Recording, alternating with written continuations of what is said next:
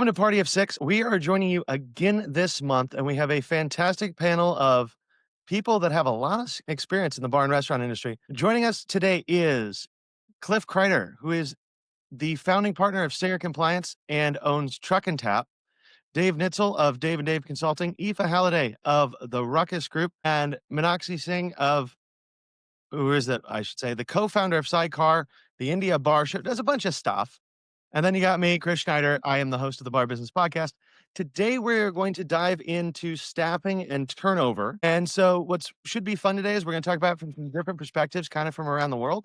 So, we should see a lot of interesting things about how staffing has exists, and also see where we're all in the same boat, regardless of where we are. So, with that, the first thing I want to ask, because this is something I hear, and it's always interesting to me. People will say, well, it's impossible to find a good team. And okay, yeah, it's not hard, but I also know people that never have a problem getting a good team.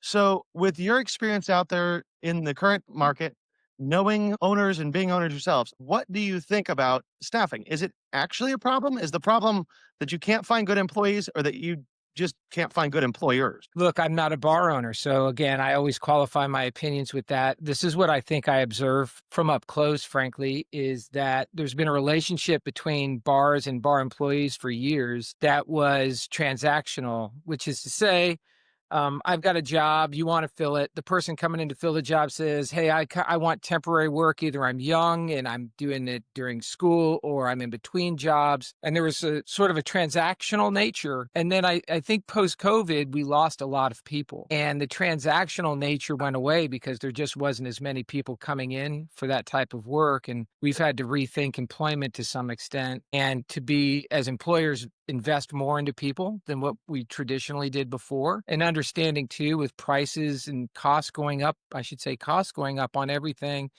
creating some and some continuity in the business matters more than it did before. And that's from afar. That isn't to say that people in our industry haven't valued employees in the past. I'm not suggesting that, but just sort of as a baseline on what the behaviors look like.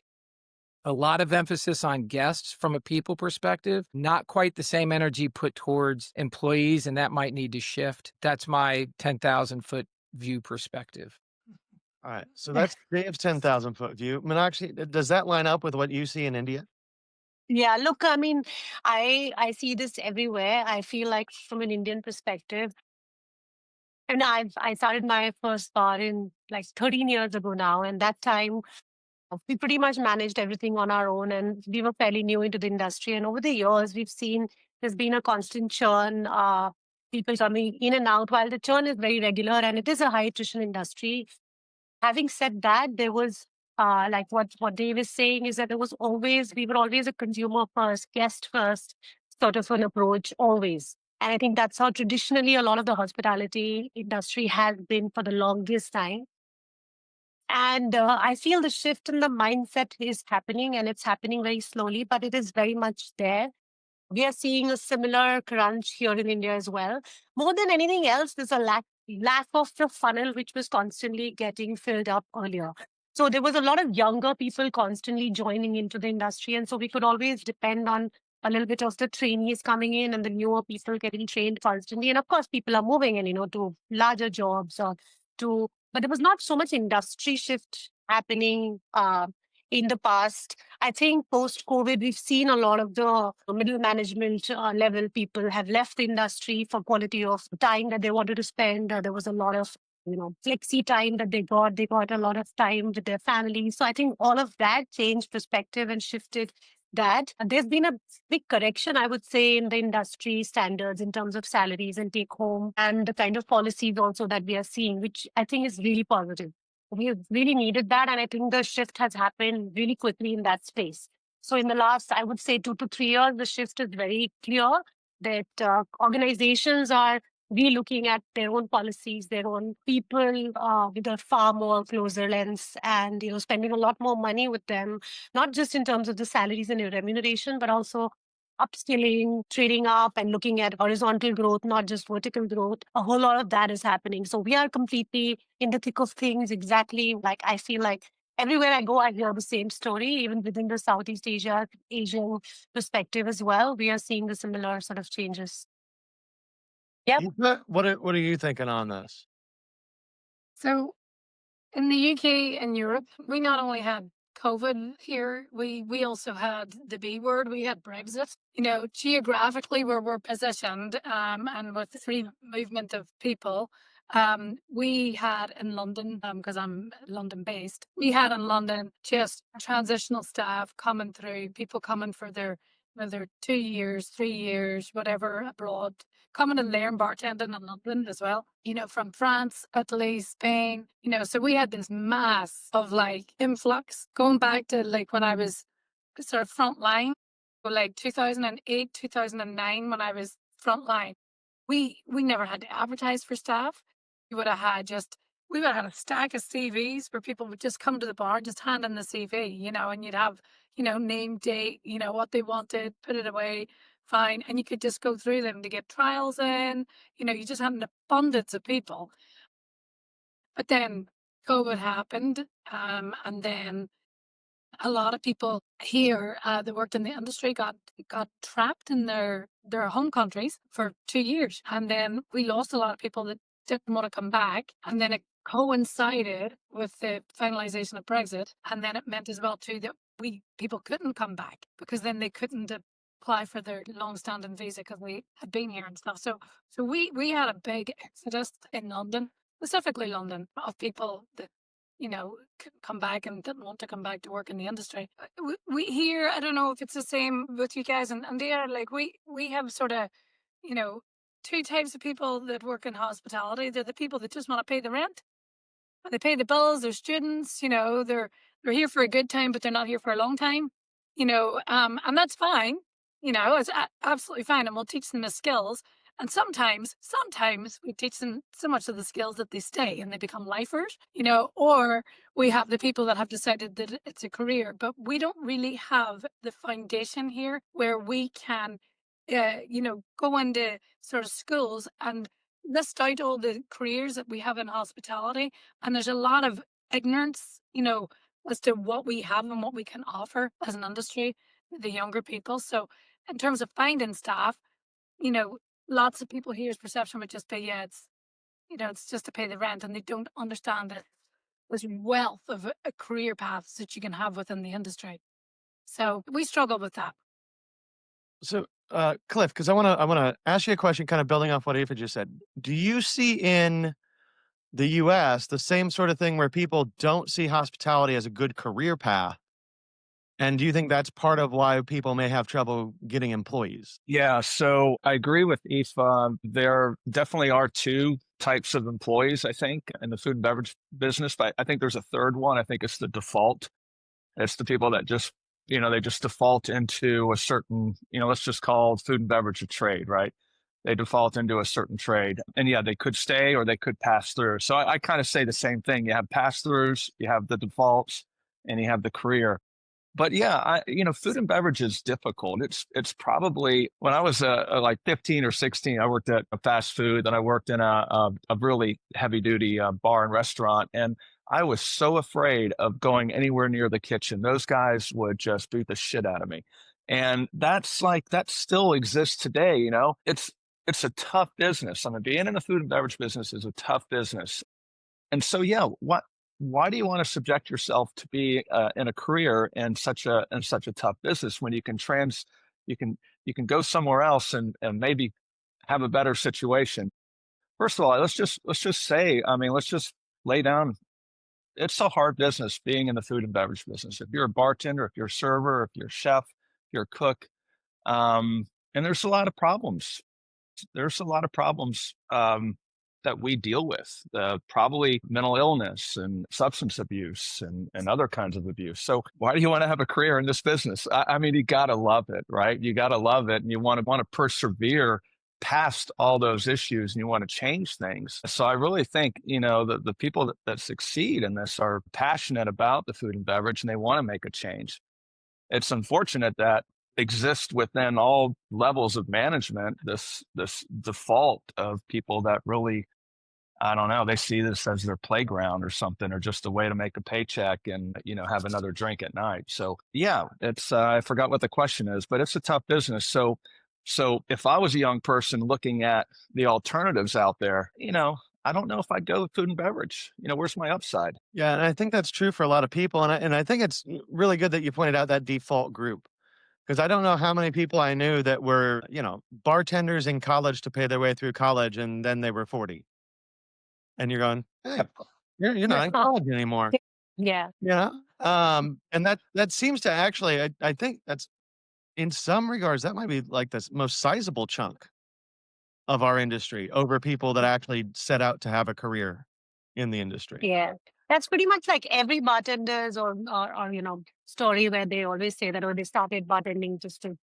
for pocket money and some money in the middle, and then suddenly just kept doing this and they found their passion. And I mean, yeah, I mean, 100%. You have to be passionate. You have to be in love with this, no matter what. I feel like you have to be really invested to really grow, and I think that's what the challenge of this becoming a career is. That a lot of times in the middle somewhere you might find yourself confused in the journey where you're like, okay, so where is this taking me? Is this going to be my life for the next number of years? Until the time, if you can't see that, and sometimes it is a little confusing, unlike the corporate where the ladder is a little clearer.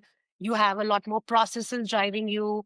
You have an appraisal, you have a very clear cut assigned duties and jobs.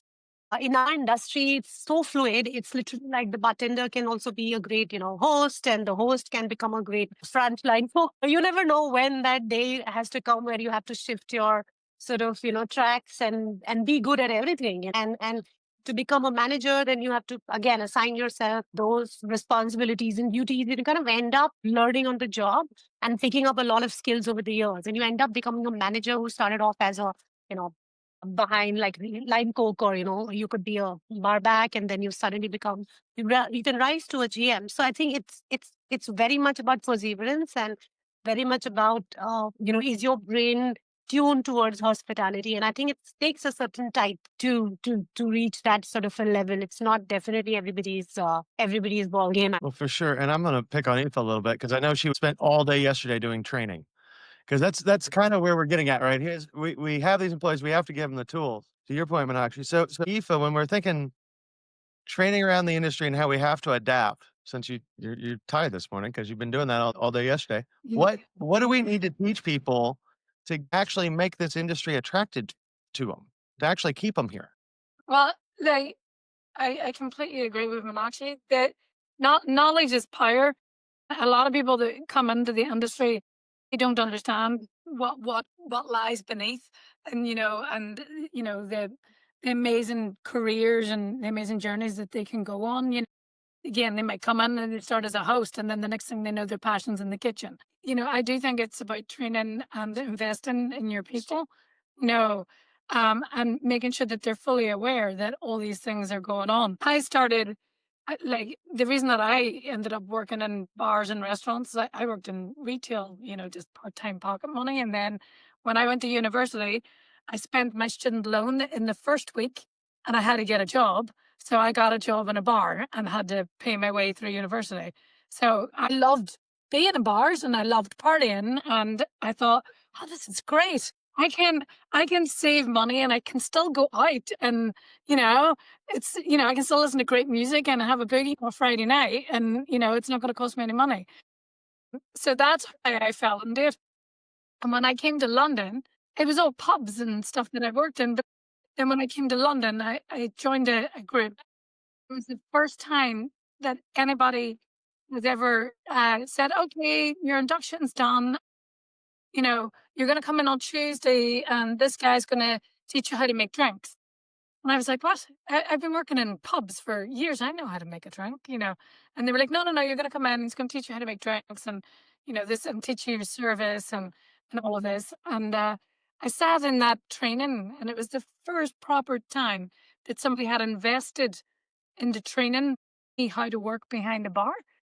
And I sat there and I was just blown away that, we spent 4 hours talking about cocktails, spirits, how to mix drinks, how to, create atmosphere, how to create vibe and how important that you are as the bartenders, the frontline staff in making the magic happen. And I sat there and I thought, oh, I was like, I can't believe somebody pays you to do this. This is an amazing job. And it sort of opened my eyes to all these amazing jobs. And I did say to him, in a couple of years, I'll have your job. And I did. In a couple of years, I had his job. But, it opened up the entire industry, the drinks industry, the spirit industry, and just all of this thing. So I believe that you have to invest in your people and you have to give them that insight into how it works, how it works, what your business is, what it is you're trying to create, the experience that you're trying to give people. And you have to really bring everybody along from the very beginning and invest in the training so that they're able to create that magic and that experience for your customer. Chris, to kind of run with that a little bit more too, I think it's incumbent upon the ownership to make that happen. Uh, So, a lot of this is you talk about the employees and getting them to stay, but getting them to stay means that we create a path and a conversation. So, for example, I was recently doing a talk and a gentleman in the back raised his hand and I was talking about the importance of doing one-on-ones, which isn't something that I think we naturally do in this industry. I don't see it.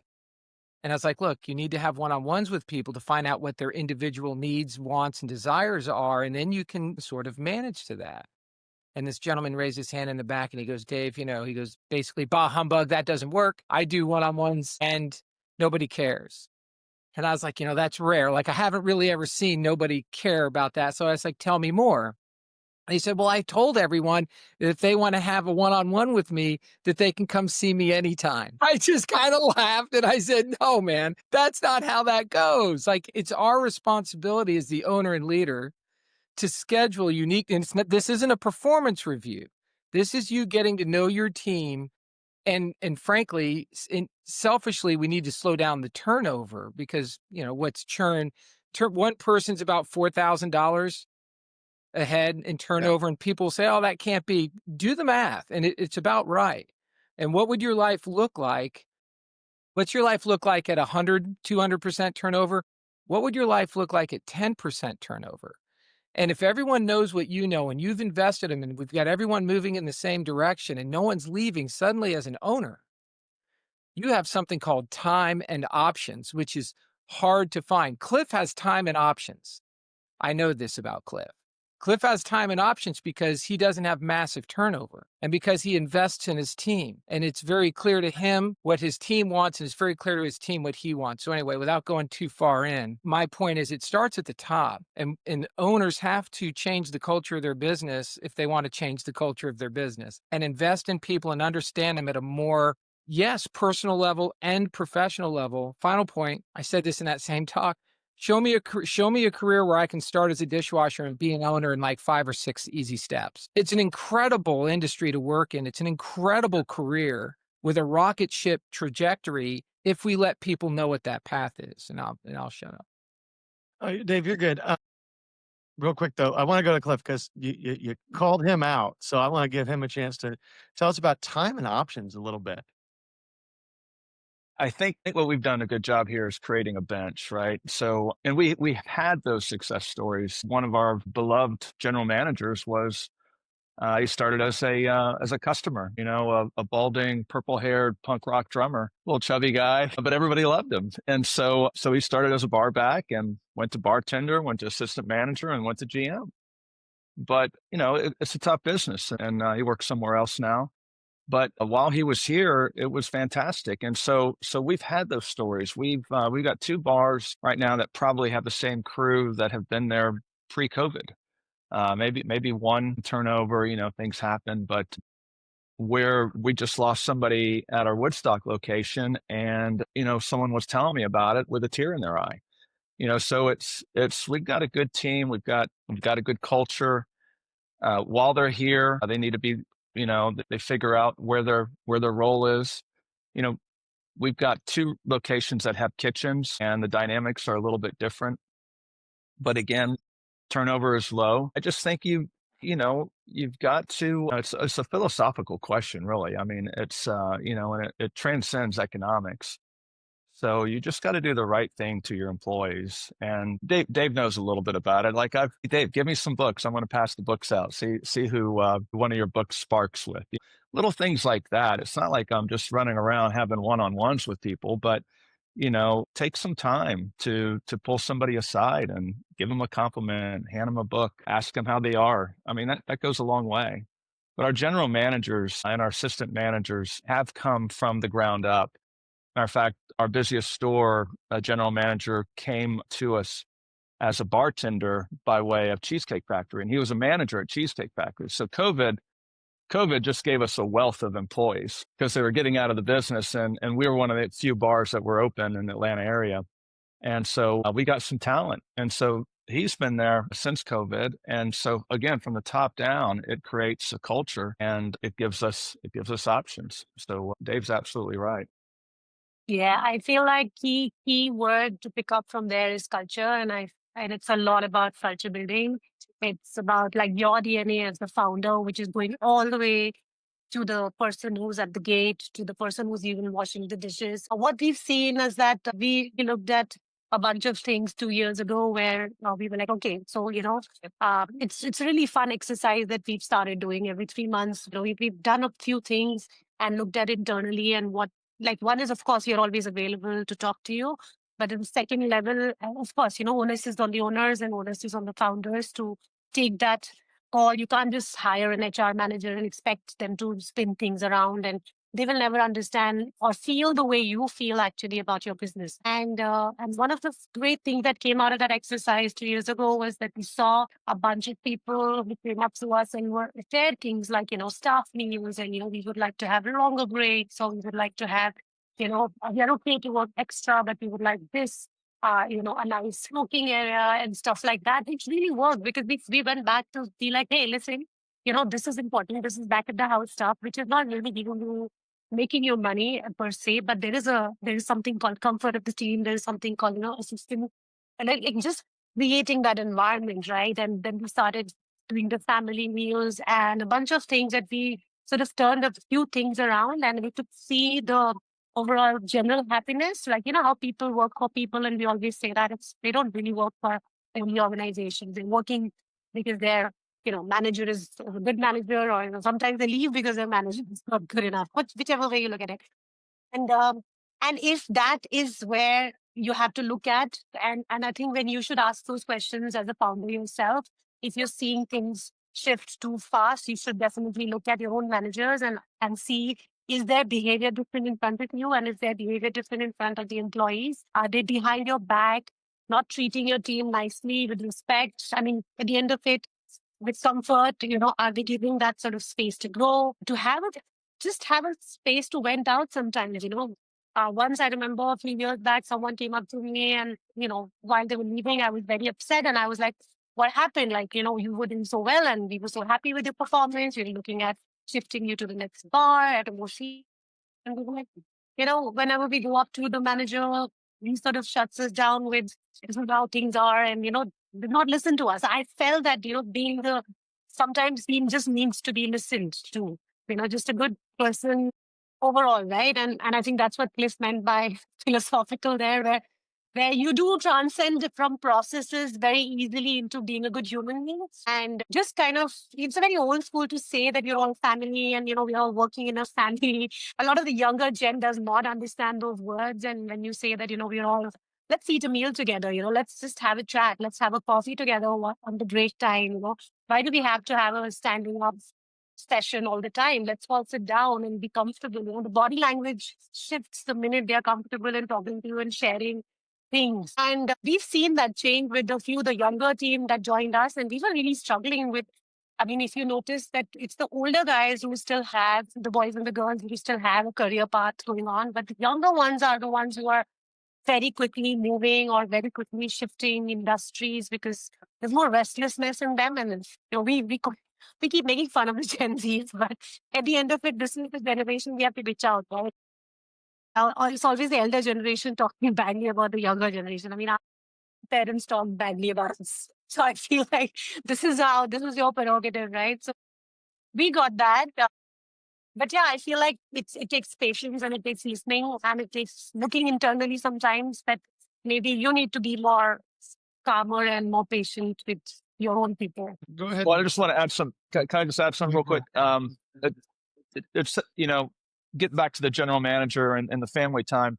Just an example, the general manager will twice a year take the whole restaurant to a mountain house and hang out for one night. And our accountant will bitch and bitch and bitch about that money going out the door. Why are we doing this? No one does this, you know? And it's like, why would we not do that? And so that's part of it. You've got to break the mold of being everything about the numbers or everything about what we did somewhere else. So anyway, sorry, Aoife, go for it. Oh no, you're good. I wanted to jump on the younger. So we did 3 trainings yesterday. And the last training that we did, the general manager said, "Oh, I've got 50 staff. How do you want to break this out?" And I said, "Right, well, let's get your senior team, you know, your general manager, your AGMs, your supervisors, all the rest. We'll go through it with them first, and then we'll get the juniors, you know, the part timers, for younger kids." And she was like, "Right, okay." She was like, "I said, don't be expecting much from them. You know, don't, yeah, you shouldn't be like, you know." So our expectations going into that training last night, and it was myself and Aunt Dave, Dave knows my business partner. And our expectations going into that training, we were like, "Oh, how are we going to do this?" We thought we were going to be sitting with, you know, 23 Gen Zs looking at us like we were, you know, sort of dinosaurs and crazy, you know, and what are we talking about, and, you know, kind of thing. She set us up with this expectation, and it was the best training of the day. She like they were so engaged. They were having so much fun. And because they don't see one another because it's such a big team, you know, it was really good to get them together, you know, to understand each other's roles within the business. It's quite multifaceted, this business we were in.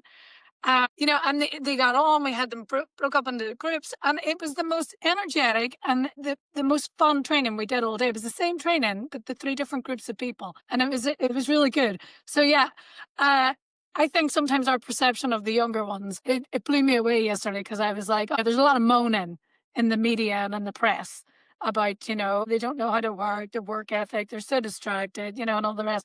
But they were so engaged yesterday, and it was really refreshing to see. So yeah, I think we underestimate them. That is so true, and I think part of that is that for whatever reason, we've gotten this idea that, like, Gen Z is lazy or Gen Z is this or that, right? And we take those preconceived notions in, and then it just we're shooting ourselves in the foot. And something I like to tell people a lot of times is how you treat your employees is how they treat your customers.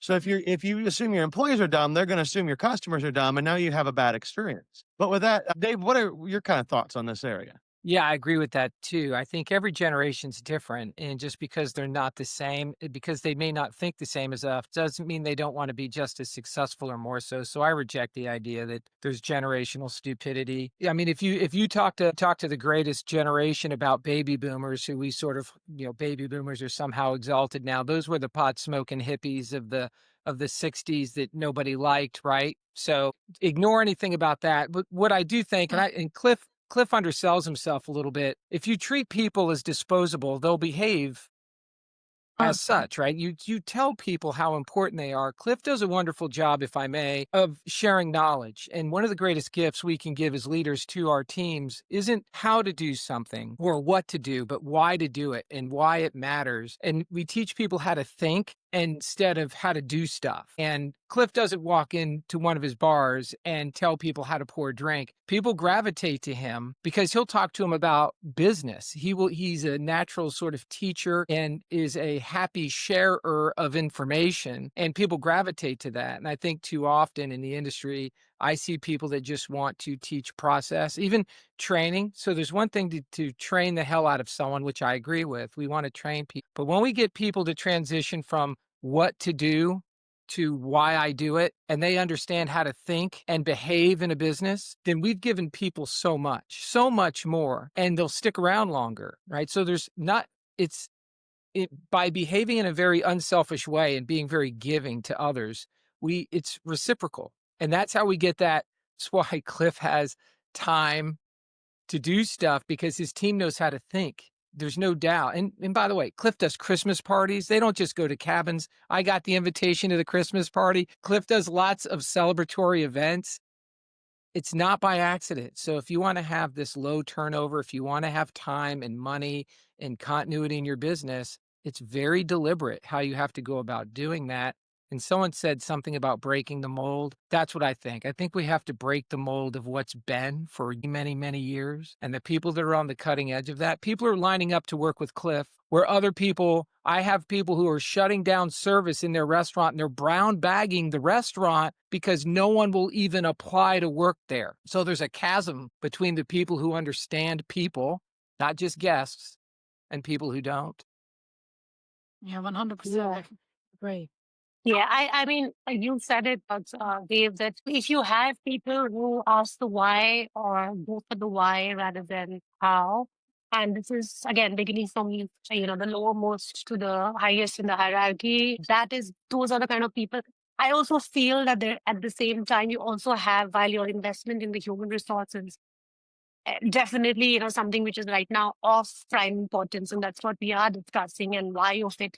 But also at the same time, for you to understand that which is where and how do you want to do this intervention? Because this is where the generation and the age and the career and the paths are going. So while you might have a vertical growth, you also need horizontal. There are many, many younger ones who want to know more about how is this business run.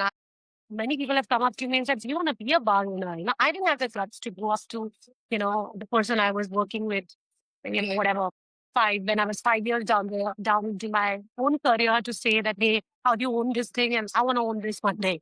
But today's young ones do come up to you and they will ask you this, that I want to open a bar. How did you do this? What did you do? How did you get the money? Who are these people? How do you get the concept? And it's interesting because I like that. I like the fact that they are questioning and they are questioning you, and they don't have the inhibition is much lower. The social norms are not as stringent. They're also like when we talk about also India, there's always been a lot more difference between the blue collar jobs and the white collar jobs. I came from a corporate job moving into a hospitality industry where we ended up washroom one day where somebody, I had to clean the pot, because you have to do it one fine day. Nobody to clean it. It's a Friday night.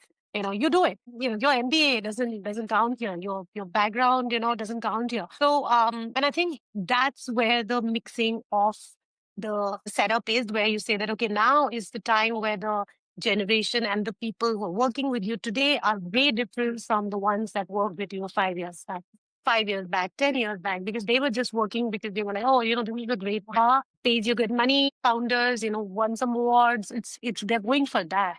But I feel like now people are working for people more and looking at their own self growth much more, and have a lot of questions there.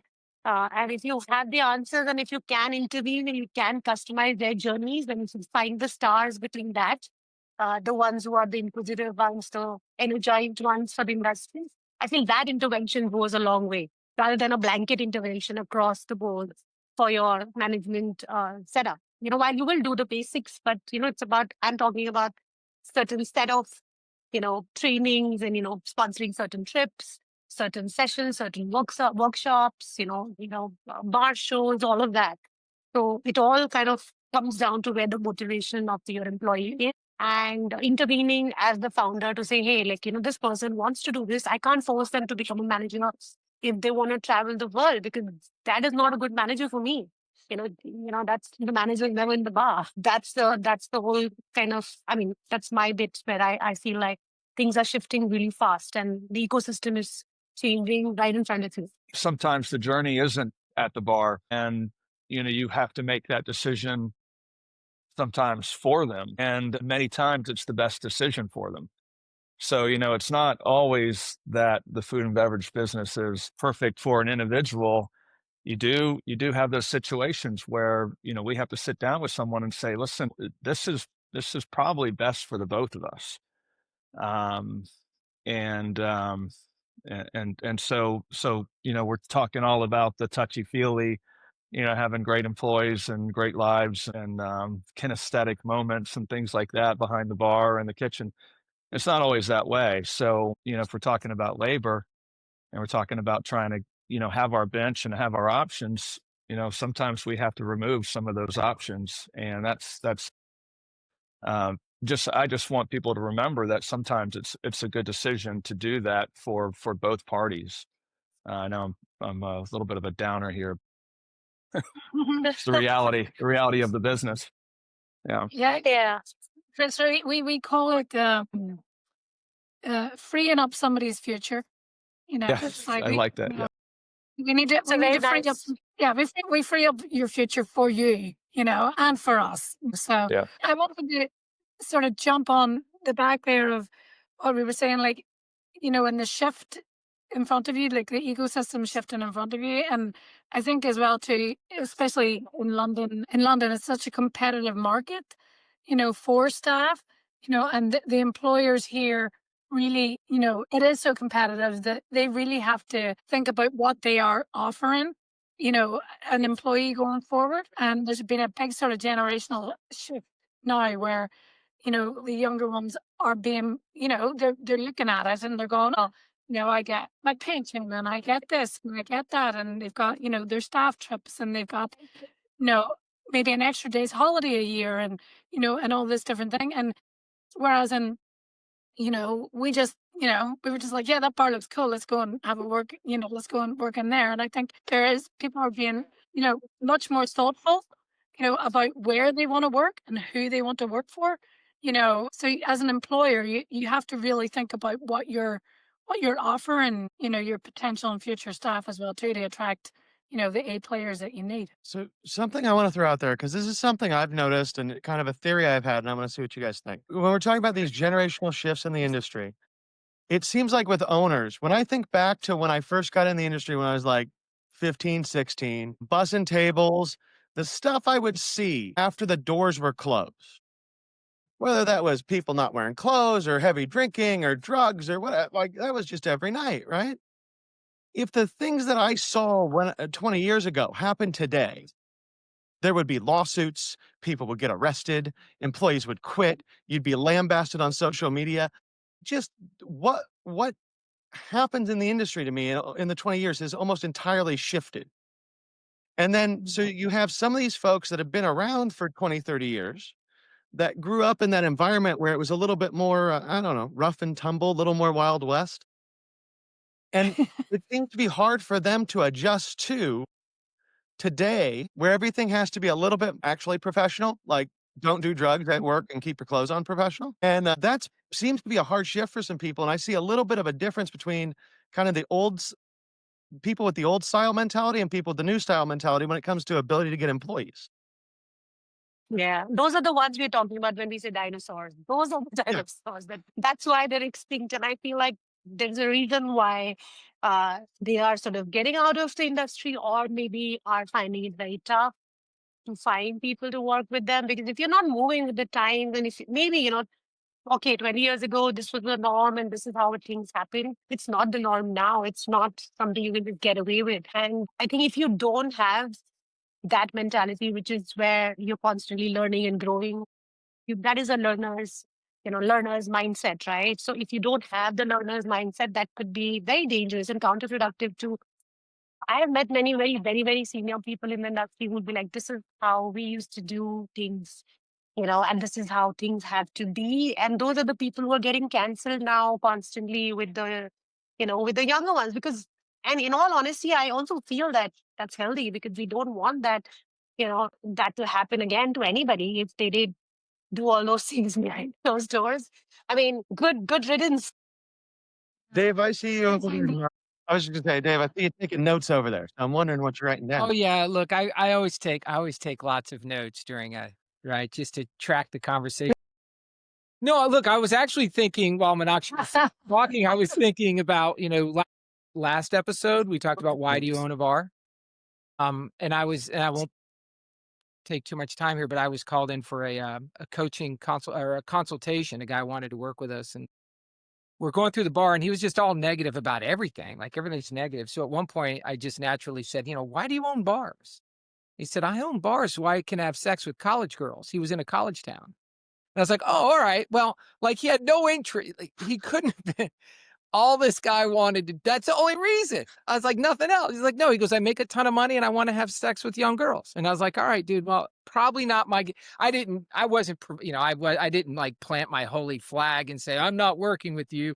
But inside I was not working with him. I didn't verbalize it, but I was like, oh, that's an interesting take on the business. And we did the rest of the walkthrough and that sort of thing. And I left and never called him back. So why you do this matters. And I think the why for the younger generation of owners is different than the why for the old. But not all old people are evil either. I mean, look at Cliff. He's really old and he's wonderful. So not all. So it's not ever, it's just like the other generation. Not all young people are lazy and not all old people are evil, but the why for everyone does matter. That's what I was thinking in the moment. That wasn't the notes I was taking.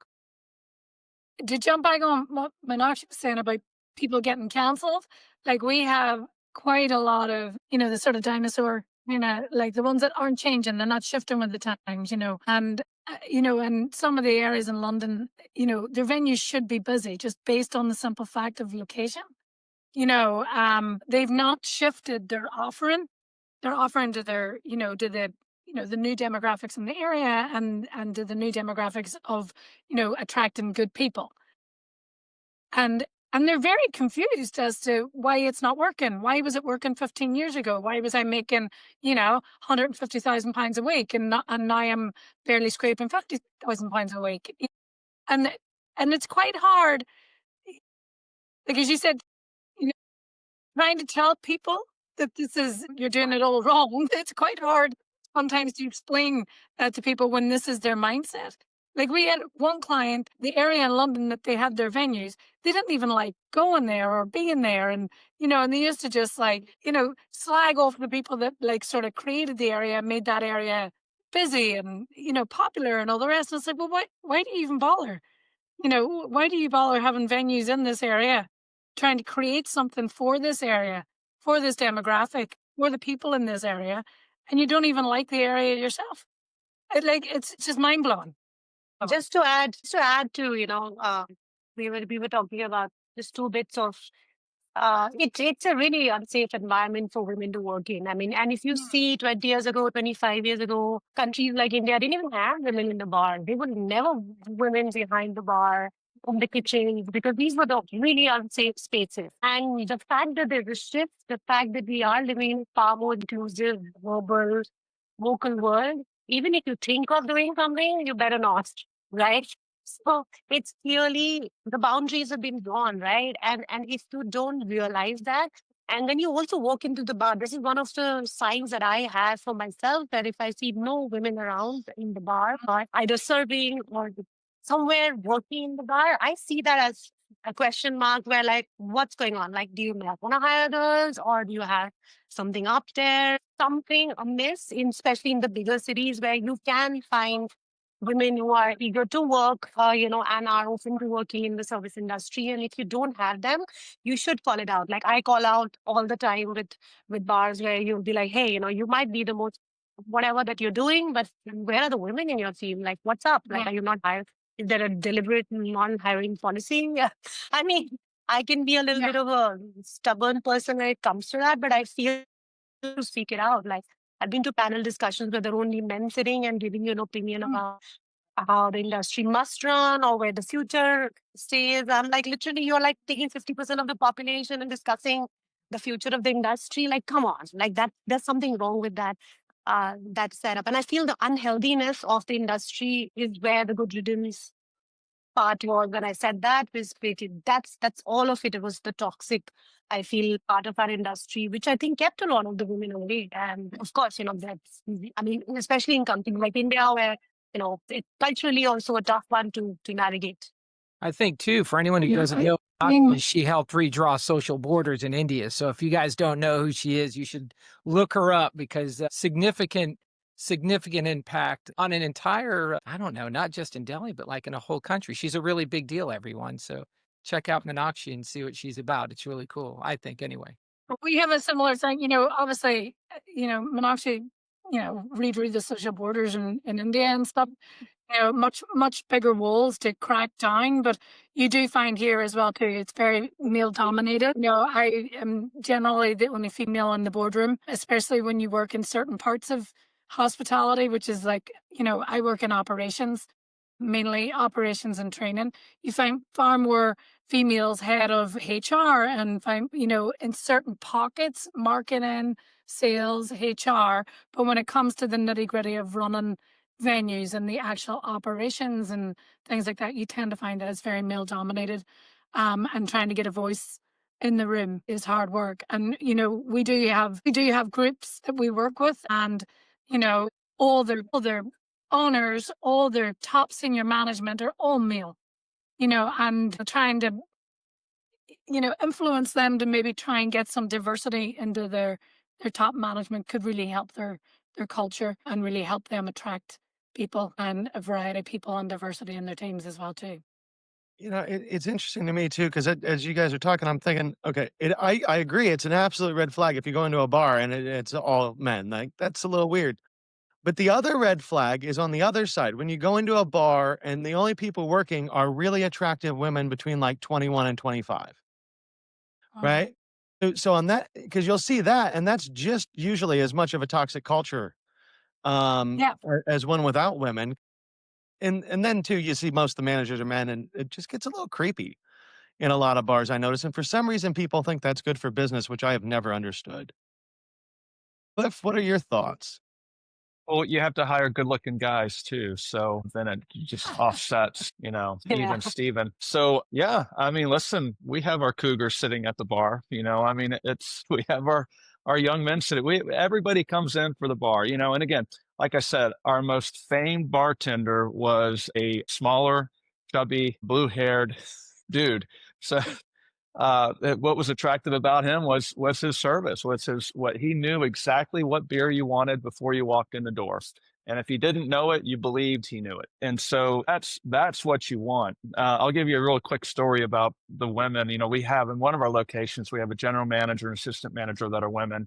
Our busiest location, our assistant manager is a woman, and I happened to pop in there like around 10:30 at night. I was kind of like doing a little round just to check bathrooms and just screw around. And so I was there and she was closing up, and there's about four guys. And here's this 23-year-old assistant manager of this store that does the biggest volume. And one of the guys is giving her some lip. And she's saying, you should have plugged something in. And I forgot exactly the story. And he was just being like my 6-year-old son or my teenage son. He was just going back and forth with her. And finally, I just said, look, dude, I said, just say yes, ma'am. Okay. Just say yes, ma'am. And so, if you're going to have women in the workplace, right, that in our leadership, you have to support them. And so at that moment, I think he figured out, what side of the aisle I was on. I wasn't one of the dudes that he was kind of hanging out with. I was clearly on her side. So that gave her, I'm sure that gave her a couple of credits for the next near future. But yeah, if you're going to have women in the workplace, you got to support them. And as far as it's personality, you got to hire for personality. You can teach anybody this trade craft behind the bar, but you got to hire for personality first. And looks have to be second, honestly. Yeah. It's a shame that we are, hopefully we'll get to the point where the women in the positions of power won't need the support, and we'll just have the support, without that. But it's great that you're a supporter, Cliff, of having women in leadership roles within your business. Yeah. No, and More it like, it makes a huge difference. Yeah. Sorry, you were Yeah, saying these are something, Yukas. no, sorry. No, I was saying that, yeah, absolutely. I mean, I think that the intent of hiring women is one, and then going ahead and supporting and planning their career and showing up for the team, which is in minority, sometimes matters. And I think that is where your culture, progressive culture, inclusive culture comes in. You are being hired on merit, no matter what. And I think Mm. when you realize, and then everybody has to realize that while you have, your foot is in the door, but at the end of it, that foot has to, set up. Like, uh, you have to still find your space, and you still have to find and prove your, the role that you were hired for. And a lot of times, if you have team members who are in leadership role, if you have women in leadership, it changes the attitude of the team as well. And we've seen that culturally as well. The way and all, like, in the team, how shifts happen, even within the guest behavior. Like, I'm again talking in context. You will see if there's an Indian woman bartender who's in the bar versus only men, then the men in front of you behave way better. They are more gentlemanly and they'll be politer. So it kind of shifts a little bit because of that as well. And we have seen that behavior a little bit change for the good. Not necessarily, they're not there necessarily to misbehave with the women, but to actually watch their behavior sometimes when things can go awry, especially in the bar. We were an all female management team in a group of 7 venues, and we were the busiest bar. We took the most money, and we had the least issues. What fun! I can believe you. I 100% Yeah, yeah. Yeah, it was me and like two my best friends now, but and they were from Sweden, and so it was the Irish and the 2 Swedes, and we ran this bar, and we were the cash cow of the company. We were the golden girl. yeah, the golden guns basically, like, and we never had any trouble. And we were in an area in East London when it was like up and coming. It was very busy. There wasn't a lot of rules. Like, the police were trying to find their feet with the influx of people to the area, kind of thing. And we never had any trouble because when anything did kick off, because it was generally, quite a small but feisty woman, coming to sort it out rather than a big brawly, like, I'm the general manager man, it sort of just, tensions just went down, and it was, we didn't have any trouble compared to the other bars in the area. It's sort of cluster effect that we had in the area. But yeah, it was great. Yeah, and then that sort of became their hiring policy at the company. It was like trying to get, an all-female management team to run their high-powered sort of, dodgy East London bars. And I think what you just pointed out cannot be like understated. The fact that if you have 2 people about to get into it, right? Dude, if I jump in the middle, I'm just getting punched. Yeah.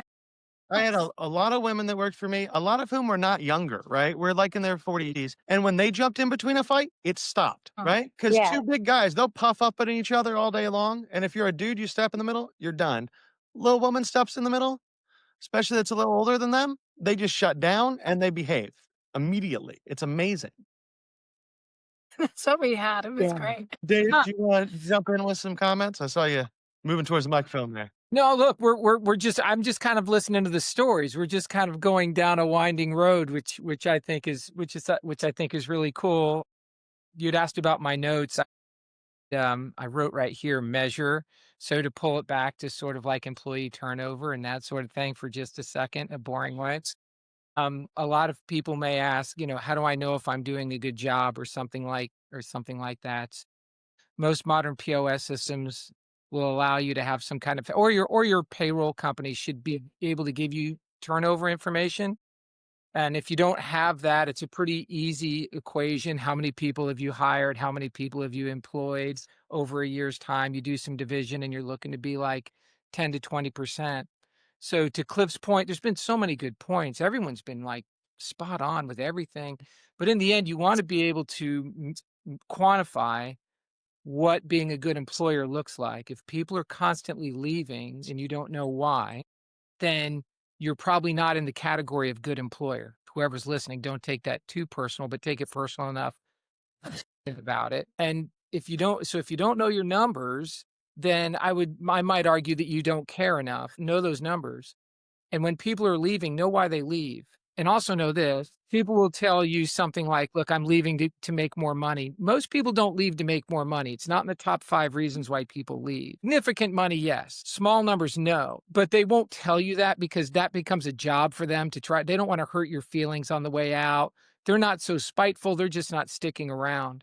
So knowing why people leave and measuring turnover and then actioning on those sort of metrics, because what gets measured gets done. So if you aspire to have a life like Meenakshi or Aoife or Cliff or you, Chris, then know what those numbers are, find out why people leave, find out what people love, It's not just all bad news. Like, what'd you love about working here? What'd you hate about working here? What would you change if you could? Like, 3 questions you can ask and see what people say. Don't let them get away with, I'm going to get more money. This is the greatest place I ever worked. I love everyone, but they're going to pay me 15 cents more an hour, so I'm leaving.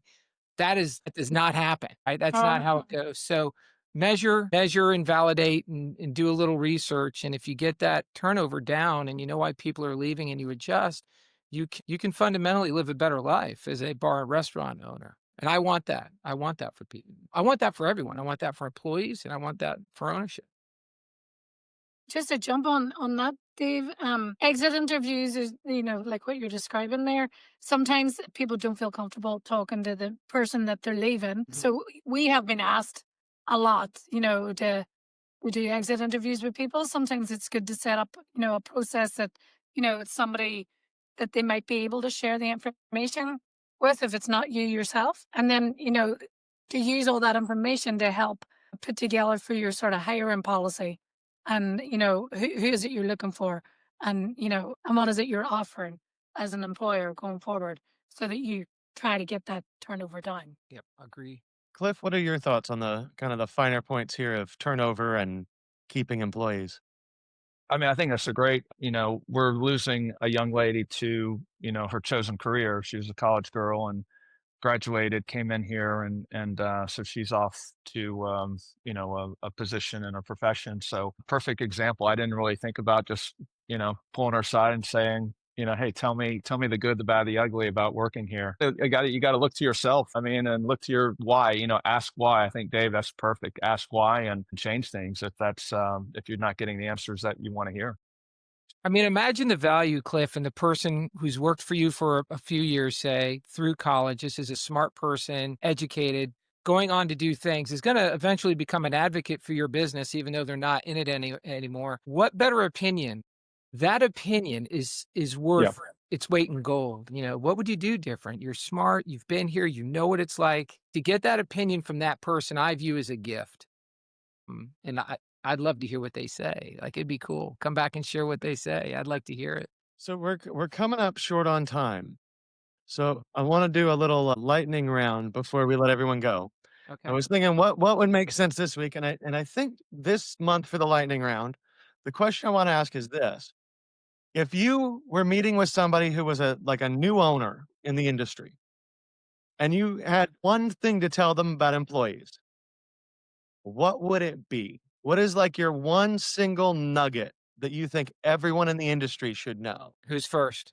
Dave, you can go first if you got you. I would say treat your employees with the same care, with the same or more care and vigor as you do your guests. So we get super focused on the guest experience and then sort of ignore the importance of the people that need to deliver on that experience. I would say as an employer, trust your gut. We had a phrase that we used to use, which was hire slow but fire fast.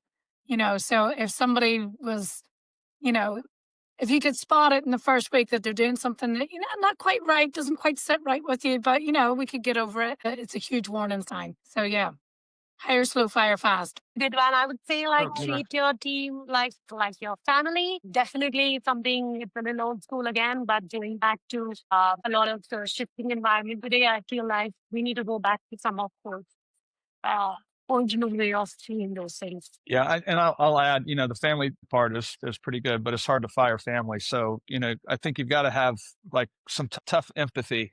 Basically, they're here to do a job. They need to be able to do the technical. But if you're screwing up, I mean, exactly, you got to give them feedback. So communication. So keep the lines of communication open, but have some empathy as well. And mine would be that not all turnover is bad because we have some folks that are just here for a transient job. They're in college, they're going to move on. And the best thing we can do to keep everyone else happy with us and to keep our current team happy is when those people matriculate out to be really excited for them and really supportive of them moving on when they have a better life, because then everyone else sees that we care more about people's lives than about just what we're doing inside the bar. So with that, everyone, thank you so much for joining us. This has been another great conversation. We are going to do this again next month where we will talk about something. If you're listening to this and you are curious about what we're going to talk about, or you want to Tell us what you would like us to talk about. Yeah. Drop a comment on this video, and we will take a look at that and take all those into consideration. If anyone ever wants to reach out to us for any reason, hit us on YouTube, or you can hit any of the 5 of us on LinkedIn. And we look forward to seeing you all next month.